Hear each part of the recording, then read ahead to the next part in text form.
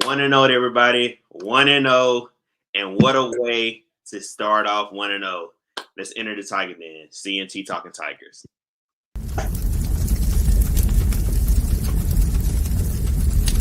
This is CNT Talking Tigers. We're talking Auburn football. It's what we do. Welcome to the Tiger Den.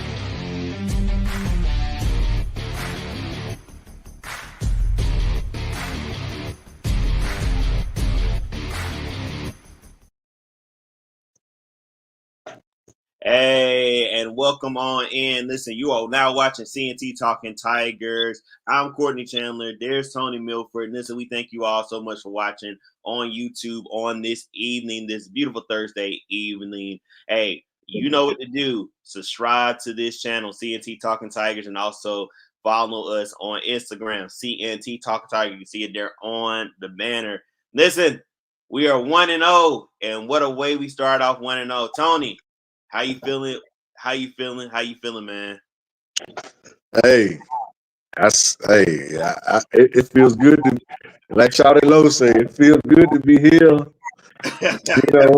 We expected to win, of course, but like I said last week, I wanted to win in dominating fashion. Right. And I wanted to put the foot on the gas, the foot on their neck, one hand on neck, one hand on foot on neck, one hand on frontal. I wanted to take them down through there. I believe I said the score would be 70-6.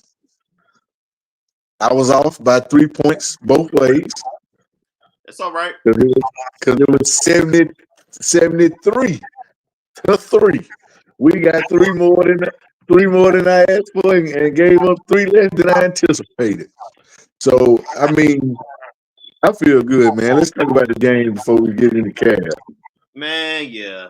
I feel real good. Looking at that 73-3 score. So yeah, of course, we had the big win against Alabama A&M. Listen, they started off hot all throughout the first half. I'm just gonna give you the stats. I mean, we can break down the game in a bit, but I mean, God, Peyton Thorne showed up to play.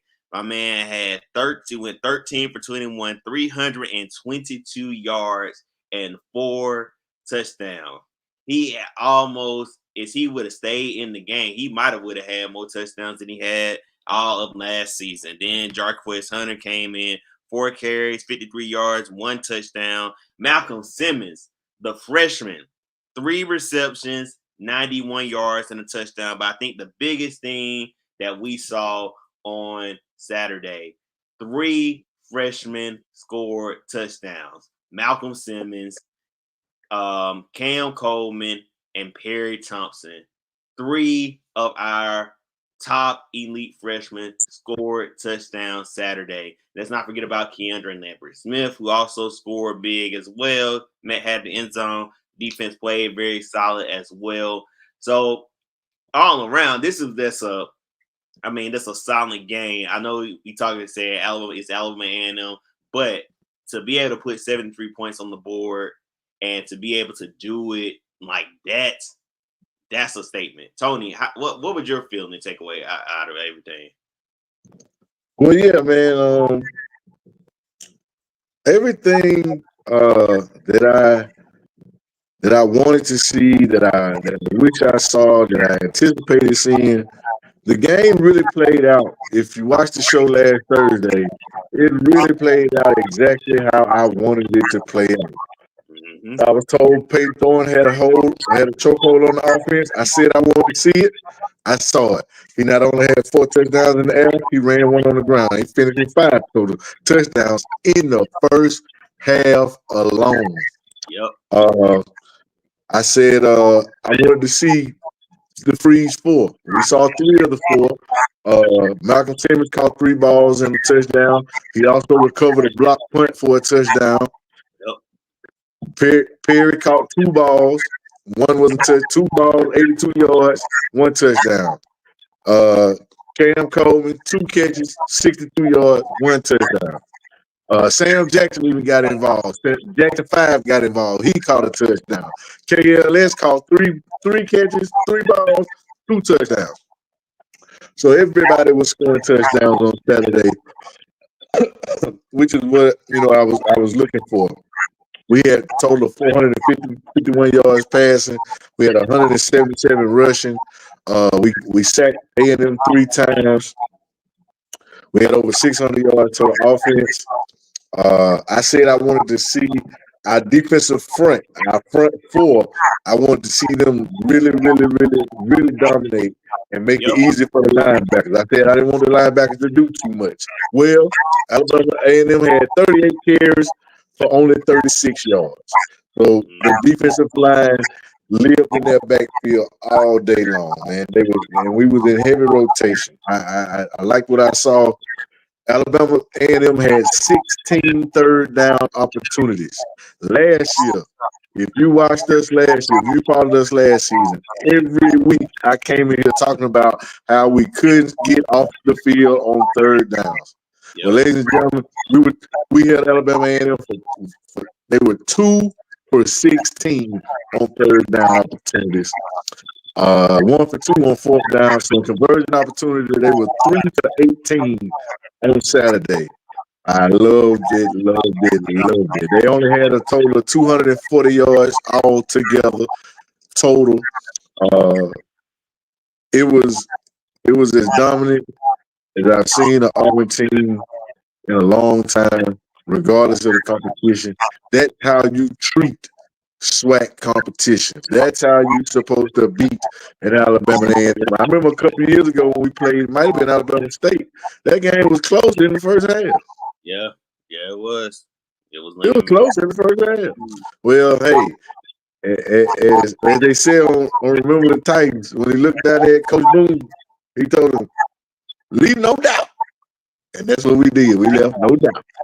Yep. We left no doubt Saturday that we were vastly improved. I said last week coming out of fall camp that I felt like we had players. We had real players. And they showed improvement on Saturday. They came through and them players was making plays. Yes. Oscar Chapman didn't do too much. I think we might have punted one time. I didn't want to see Oscar do anything. He punted once. My boy Towns hit all his extra points, made his field goal. I was good with that. Peyton missed an easy third down in the first half, and Hugh Freeze tore him up, boy. I love that because, like Hugh Freeze said, we go over that too many times, and it was too easy for you to miss. We got to have those. I like the expectation and the onus put on. We might not be perfect, but we're gonna be as close to perfection as perfect can get. I like that. Yes, sir. I like the direction. I like the leadership from the coaching staff. The new coordinators, Charles Kelly, DJ Durkin, all the new Coach Nicks, everybody, you can tell this thing is really starting to turn into what Hugh Freeze wants it to be. Slowly but surely. Yep. And he came in and he made chicken salad out of chicken shit with that first class. And then this class that we already seeing paying dividends with the Freeze 4 and the young boys on defense. And we're about to put another spectacular class together in 25 that's, if it goes the way we think, could possibly challenge to be the number 1 class in the nation. We're already sitting on the number 1 class in 26. So that's the 20, the 23, 24, really the 24. We could have started with 24. The 24, the 25, and the 26 classes, you put them together, you add on to it. It's the making of a dynasty are happening right before our eyes, whether you realize it or not. The time is now. Like I said, I couldn't have been happier with the performance Saturday. Yes, I could have. We could have got some interceptions and turned A&M over. We didn't really turn them over. J.C. Hart had a play where he just missed the ball, just Yeah. went through his hands and he just missed the pick. So, but we were there. Shout out to Keontae Scott, running the punt back on special teams. Hopefully he can do that 2 or 3 more times this year. Yeah. I'm looking forward to seeing Bryce Kane more involved. Like to see him on the field. Like what I saw out of Jarquez and Damari Austin and Jeremiah Cobb. Yeah. Bro, Hank, shout out to my boy Hank. Hank came in there, 10-minute quarters, Yeah. rocking that thing. Yeah. Hank came in there slinging that thing. Walker White better get ready because Hank ain't going away. Hank ain't going to fold. Nah. So you know what I'm saying? I like what I saw from Hank. I wouldn't mind seeing Holden throw, put it in the end zone as well, but that's all right. Man, I was on cloud 9 Saturday, man. I couldn't ask for much more. Yeah. Impressive start to the season. I agree with you. I think we are off to a hot start. Like you may mention a Hank Brown. He looked very well, like a solid backup. It's gonna be problems next year. But yeah, just a solid performance all the way around. And really, really what we needed to see as a fan base. Now, if we saw anything less than that, we probably would have had a different tone on this show tonight. But the fact that we put our foot on their neck and all they won was the halftime show, I am from ear to ear all tonight. The way we beat them down on the field is about the same way they beat us down at halftime. Yeah. We expected that though. We beat them so bad. He had to cut the quarters to 10 minutes in the second half. Well, you know that is very rare that you see a college football game, a big time college football game, SEC game, a FBS game. You very rare to see that time get cut like that. That's some high school. That's some high school stuff. That's some little league activity. He showed mercy on Alabama A&M. So we could have scored 100. We could have scored 100. He could have shot. Yeah, he very well could have scored. If we would have played 30 minutes that second half, we would have scored 100. And all the starters were still in. Yeah, it would have been. The starter would have got. They probably would have got. Maybe that first drive in the third quarter. Hank Brown would have got more time, and on top of that, Holden would have got more time. Yep. So yeah, overall, solid win. Very impressive from our Tigers in game 1. All right, let's talk about game 2. We play against Cal, the California Bears. This is a rematch from last year. Last year we went to Cal. This year Cal's coming to us, and they're in a different conference. It's a SEC ACC matchup. Game is at 2:30 inside Jordan-Hare Stadium on ESPN. Tony, last year we predicted I believe this was gonna be a blowout, and it ended up being a 4-point win for us. All right, going into this game, what needs to happen in order for Auburn to not only win but look dominant or look strong in the win on Saturday? But first of all, we can't do what we did last year and go up there and turn the ball over 11 times. Yeah. First and foremost, we don't turn the ball over 11 times. We should be fine. Judging off our performance last Saturday and what I saw from them, and the little bits and pieces I did go back and check out with them and UC Davis, we need to line up and we need to execute. Yeah. We line up, we execute, we do what we're supposed to do and how we should do it. The game really shouldn't be much of a problem. Cal was up 14-13 at halftime against UC Davis. They needed a kickoff. They needed a kickoff return just to get up 14-13 at the half. They did a good job of bottling Dayton out up. He only had 49 yards. He had 2 touchdowns, but he only had 49 yards. I think he might have tweaked the hammy or something, man. You know what I'm saying? I think he's got a lower body injury with something going on with the legs. I'm not quite sure yet, but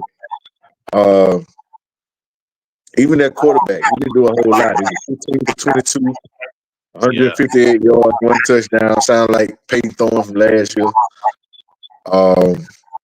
They allow UC Davis to get 20 first downs. So that's, for Justin Wilcox is supposed to, hang his hat on defense. Yet, Cal had one of their best defensive performances against us last year. So I know Hugh Freeze is ready to right that wrong. With the weather being a lot prettier this weekend, I wish it would be. I wish it would be really hot and muggy to really take effect for Cal to really, see what it's like to be down here.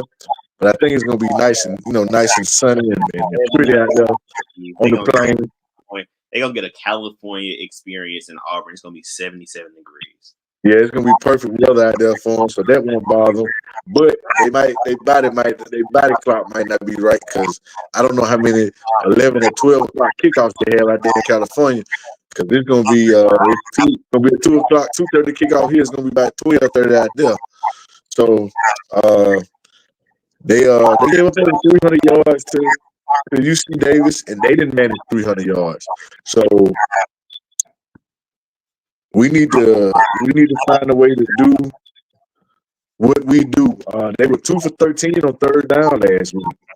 Yeah, they didn't do a great job of converting. Now they were 3 for 4 on fourth down, but they weren't good on third down. They had 5 penalties, but we had 5 penalties against A&M too. I want to make sure we clean that up. But from what I've seen, man, if Payne keeps control of that offense, doesn't try to do too much, make the correct reads in the RPO game, as Hugh Freeze has talked about. If we continue to run the ball at a good clip per carry, Coach Freeze said he wasn't really worried about the number of attempts or how many yards we had. He wanted to know how many yards per run that we had. And I think we had close to 10. And so if we can even cut that in half and average 5 yards carry, that'll work too. So I just want to go out here, be sound, have fun, be explosive on both sides of the ball. And if Jaden Ott is either banged up or can't go, I really look for us to dominate and suffocate Cal. If Jaden Ott is 75, 80% or better, then they can really ride that horse. And I really want him to be in tip-top shape so I can really see our defensive line against a top-notch running back. But whatever helps us win the game, I'm all for it. So yeah, I'm looking forward to another win on the plain Saturday. To take this thing to 2-0. Yeah. But the 2-0 this year is gonna feel a lot different than the 2-0 last year. We was just happy to get the wins last year. Yeah. Now we're expecting to win, and we're expecting to look competent, almost dominant, depending on who we play. I don't want you to come on next week and be like, "Hey, we won. That's all that matters." I want to be like, "Yeah, we won. We put our foot on their neck, or we dominated them most of the game." Like, I don't want to hear that. Yeah, I didn't want to come here. I didn't want to come here this week with that. I want, like I said, last week's performance showed me everything I need to see.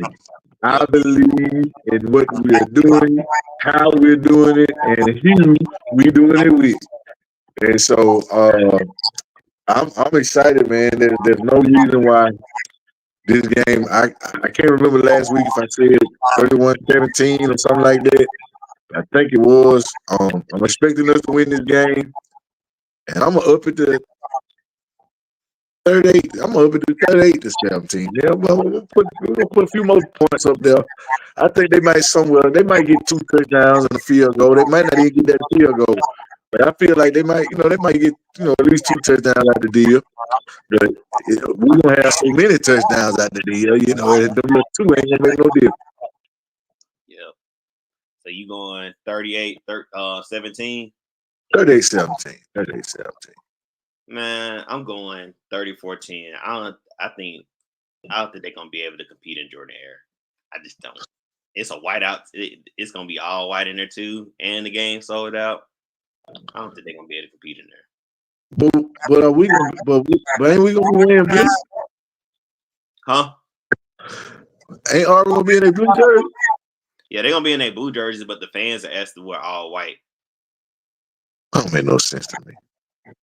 Yeah, the fans are asked to wear all white, and It's gonna be pretty bright then. It's gonna be 2:30 in the afternoon. That sun shining, all them white shirts in there. yeah, it's gonna. And so I'm wondering if they're gonna wear a white face mask with they blue Yeah, jerseys. More than like, I can't wait. I can't wait till next season we get out when we can do more with our uniform other than change the face mask. yeah, White, orange, and blue face mask. Yeah, I like it because I mean we don't do nothing else. I like it for right now. But Lord, I can't wait to get that sushi in there, boy. Get yeah, the sushi in that thing, baby. maybe all blue, maybe an orange jersey. You know what I'm saying? You know, just this hoping and wishing. Nike, y'all hear us. But yeah, I got I'm gonna say 34-10 Auburn, because I mean Cal, just watching them and hearing about them from last week, they got a lot of questions, and just hearing from commentators, they don't seem like they very very high on Cal this year. Like I said, Wilcox is a pretty good defensive coach, but this is a very talented offense, and it's different playing in Cal than playing in Jordan Air. I mean, it's a big difference. Yeah, I mean even our body clocks wasn't ready. I mean we out there it's 12 o'clock at night. We out there playing football. I know them boys was sleeping. Pac-12 out the dark. I'm sitting up there trying to hold my eyes open, trying to watch my team. And then on top of that, we almost losing the game. So that made it even worse. Made it even worse. So yeah, I got us here. I'm gonna say 34-10 Auburn. Yeah, I feel like we're gonna beat them. I feel like we're gonna beat them by 3 scores at least. Yeah. So we should be coming out 2-0. Then going to the New Mexico game, 2-0, and possibly 3-0. We claiming it. We ain't looking like last year. But yeah. So we both saying Auburn 2-0. Tony saying 38-17. I'm saying 34-10. I like it. Yes, sir. Well, hey y'all. Hey, this is a quick show. Hey, this is what happened when you beat a team 73-3. We don't have much to talk about. Ain't much to talk about when you go out there and smack them like that, baby. You know what I'm saying? Ain't much to review. You know what I'm saying? It ain't much to review. And Cal ain't gave us much to preview. You know what I'm saying? So, hey, I appreciate it, man. I ain't gonna be mad if we get more shows like this. That means we gonna be really out here cooking with good games. We're gonna have to come up with another segment. Have to bring some people to the congregation. I'm telling you, man, we keep blowing them out like this, but I think hopefully we'll be able to pump our chest out a little more next week. And gotta watch New Mexico now. Them boys sneaky. Them boys might be sneaky good. Yeah, because they put up a little fight against Arizona. I did see some of the highlights. They sure did. Arizona's got like. We learned from anything last year. We can't take no data for granted. Got a comment here. Jabari Thomas said, "War Eagle, baby. Auburn 38, Cal 10." Yes, sir. Jabari, we're gonna put a whooping on them, fellas. Yeah. Ain't no Pac-12 out the dark coming here on the plains. Hey, Jabari, we appreciate you, man. That's a new name right there. I ain't used to that name. We appreciate you for following and kicking it with us. Absolutely. We appreciate the new follower and the new viewer tonight. Yes, sir. Well, Tony, any final words as we wrap up on tonight? Man, I really, really enjoyed last Saturday. It really set the tone, hopefully, for the season, man, and what's to come. And I just want to follow it up this Saturday with another strong performance. I don't want to let down. I don't want to be disappointed. I'm looking forward to this season on the plains, man. Let's go, Auburn, man. I'm happy. Shout out to all the boys who was at the game last week. Deuce Knight was in the building. Naheem Alpha was in the building. The Menendez boy, Elijah Menendez, the 4-star linebacker who just decommitted from Miami right before kickoff on the Plains. Mm-hmm. So we had a gathering. Hugh had some of his most important recruits in the building on Saturday, and that old Flipper Freeze. You know what I'm saying? He working his magic. So and I'm hearing Deuce Knight supposed to be back this weekend too. Deuce already ours, man. We just keeping that thing on the wraps right now. Deuce, we were claiming that. I'm claiming that Deuce flip. I'm claiming that Elijah Menendez flip from Miami since he decommitted. We had just flipped the boy from Michigan last week. Right. Naeem Alpha. I want to put that flip in for him too. Man, I'm telling you now, I can get used to this. You don't get me started on something you can't maintain. And when his 24 class was better than his 23. His 25 class is better than his 24. And so far, his 26 class is shaping up to be as good, if not better, than his 25. If we can keep stacking them like this, baby, we're gonna be holding up them trophies. So yeah, but as per usual, looking forward to the game Saturday. I cannot wait. Can't wait to see y'all next week. War Eagle. And as always, thank y'all for coming out. Hold on. We gotta do one thing. Shout out to Sports E-Media, baby. Yeah, shout out to our team at Sports E-Media. I forgot to mention them at the top of the show. Shout out to them. Shout out to the game. Or to the home team, as we say. Shout out to them. Yes, sir. Yes, sir. You can catch them on Facebook, Instagram, possibly Twitter. Yes, sir. Yes, so yeah, that'll do it for tonight, people. We know it was short and sweet, to the point. We ain't like the other podcast that get on here and just go rambling and saying the same thing over and over. We ain't gonna bore you to death and be long-winded and drawn out. As the preacher say on time, I ain't gonna be before you long. We ain't before you long. We said we need to say it. We sat down. That's it. And so, with that being said, now I can officially hit y'all with the thank y'all for coming out. God bless you. Good night. And war. Eagle. Hey, we'll see y'all next week. Y'all have a good weekend. Peace.